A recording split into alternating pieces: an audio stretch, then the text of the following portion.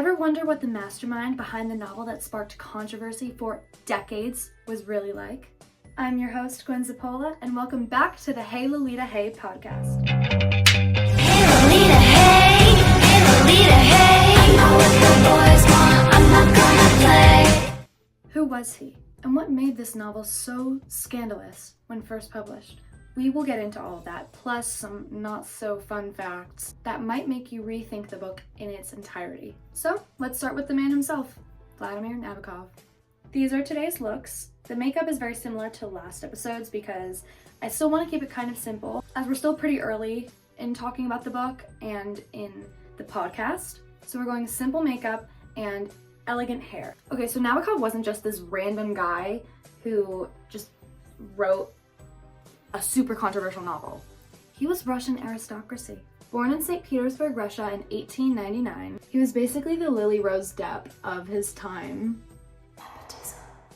V.D. Nabokov, Vladimir's dad, was part of the Cadets. They were a liberal political party in Russia before the Bolshevik Revolution. They were all about democracy and civil rights, but when the communists or the Bolsheviks took over, the Nabokov family was forced to flee from St. Petersburg.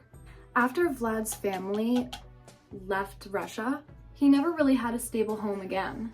He lived in Europe and then in America, and you can see that reflected in Lolita, how Humbert has to kind of move around and he never really has anywhere that he really belongs. In 1922, Vladimir's dad was shot at a political event while he was trying to protect somebody else. And that obviously had a huge impact on Nabokov.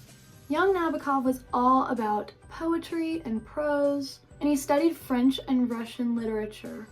That's why his writing was so extra and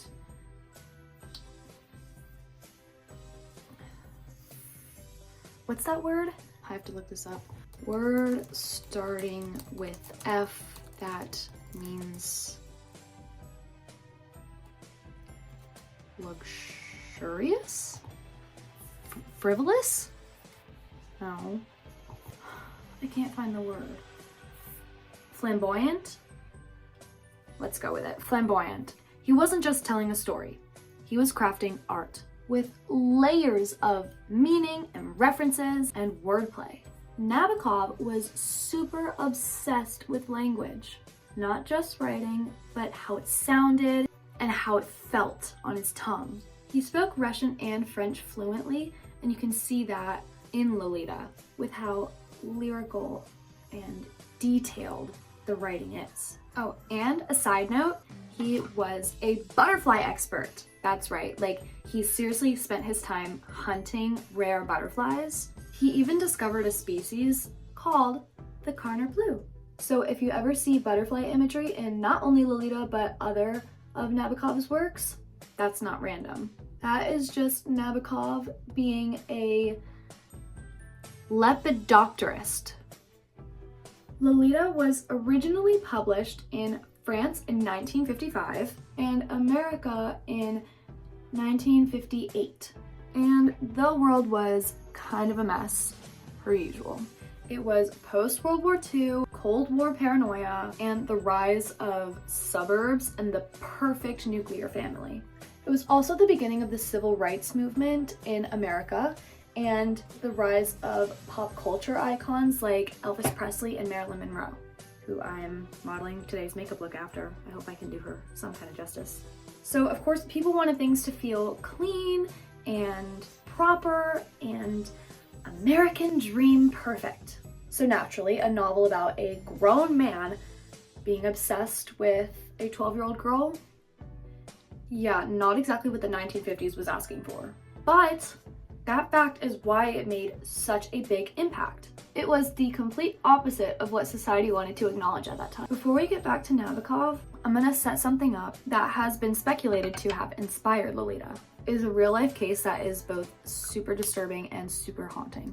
I'm gonna be pausing doing my makeup while I talk about this because I feel like it's disrespectful and I feel like full attention needs to be on this case and since it is a real thing that happened. So in 1948, a young girl was abducted by a man who manipulated her into believing that his actions were normal. This story is chilling not just because of what happened, but because of the justifications that he used to try and rationalize the abuse that he put this girl through.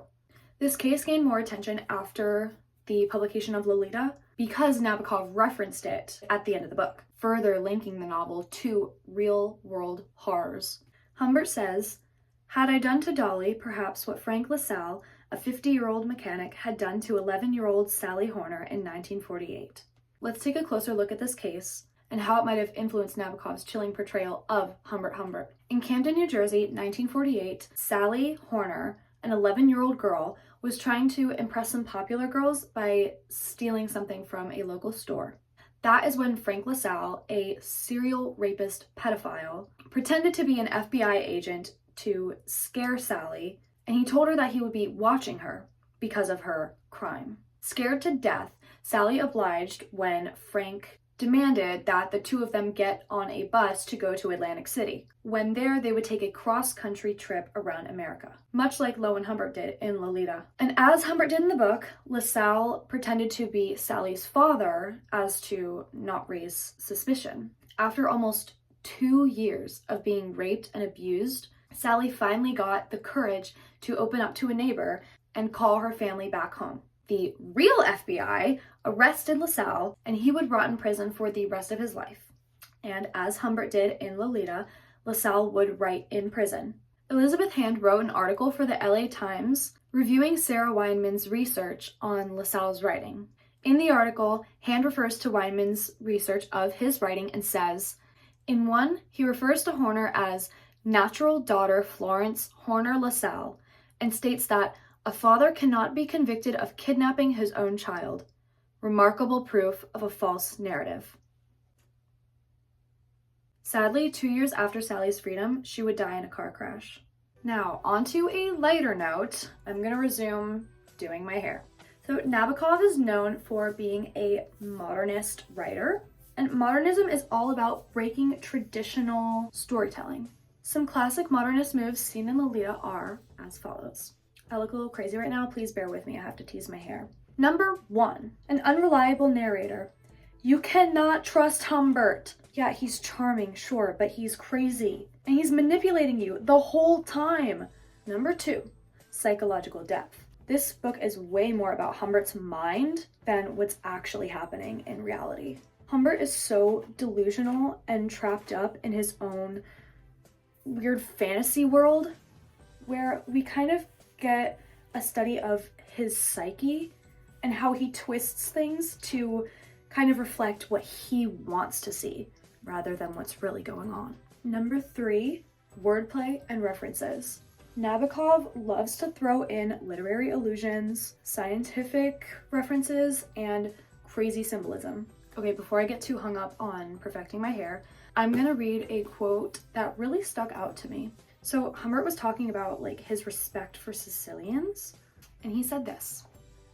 Among Sicilians, sexual relations between a father and his daughter are accepted as a matter of course, and the girl who participates in such relationship is not looked down upon with disapproval by the society of which she is part.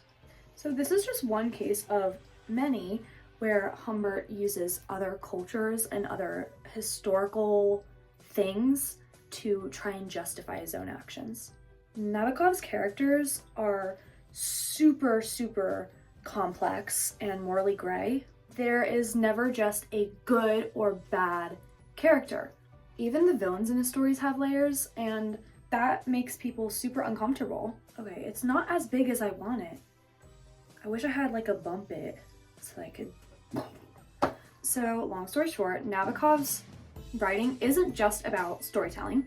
It's about exploring the human mind, playing with language, and making you feel deeply uncomfortable. Lolita was almost impossible to publish at first due to publishers thinking it was way too shocking. And censorship was still kind of being structured and shaped at that time, and Lolita definitely crossed all of those boundaries. But after lots of trial, Lolita was finally published in France in 1955.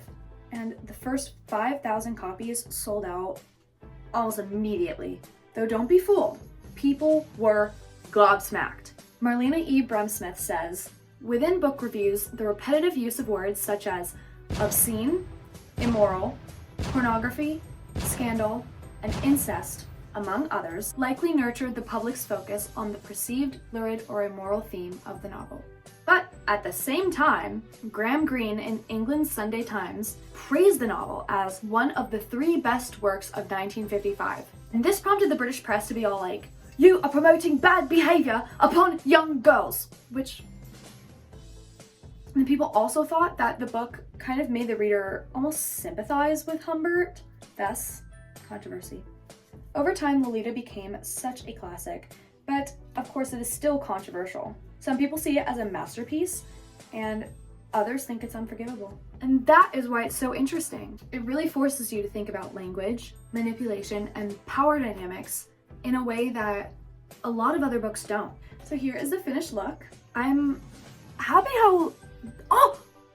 I forgot the most important part. The Marilyn Monroe beauty mark. Okay, now here's the final look. Hopefully today's episode gave you a deeper understanding of Nabokov, modernism, and why Lolita was such a big deal. Thank you so much for sticking to the end, and I will see you in the next episode. Until next time.